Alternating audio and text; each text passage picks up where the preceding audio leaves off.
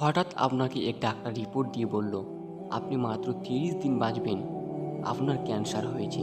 এটা শুধু আপনি জানেন, আপনার পরিবার কিংবা বন্ধু বান্ধব কেউ জানে না। এখন এই রিপোর্ট পাওয়ার পরে আপনি বাসায় গেলেন। প্রতিদিনের মতো আপনার বাবা আপনাকে বকাঝকা শুরু করলো, তোকে দিয়ে কিচ্ছু হবে না, সারাদিন কোথায় থাকিস, তুই ওয়াকাজের ছেলে, ইত্যাদি ইত্যাদি।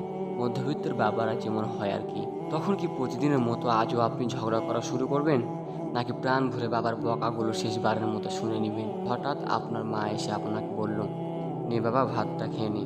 আপনার মনে হবে ওই যে আপনার মায়ের শেষ হাতের খাওয়া, আপনি আর বাঁচবেন না, আপনি বরং তৃপ্তি দিয়ে খাবেন এবং আপনার কাছে মনে হবে এটা আপনার শেষ খাবার। যদিও ডাল ভাত হোক না কেন। আপনি বের হলেন, পুরনো এক বন্ধুর সাথে দেখা। আপনি তাকে মোটেও সহ্য করতে পারেন না, সব সময় তার সাথে কথা কাটাকাটি লেগেই থাকে। আজকেও আপনাকে সে কিছু কথা শুনিয়ে দিল। আচ্ছা, এখন কি আপনি তার সাথে তর্ক শুরু করবেন? মোটেও না।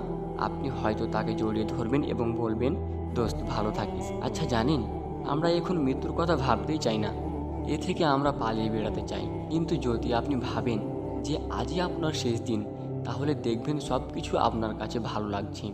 তাই ইগো ছেড়ে দিন, ইনশাল্লাহ আপনার মন ভালো হয়ে যাবে।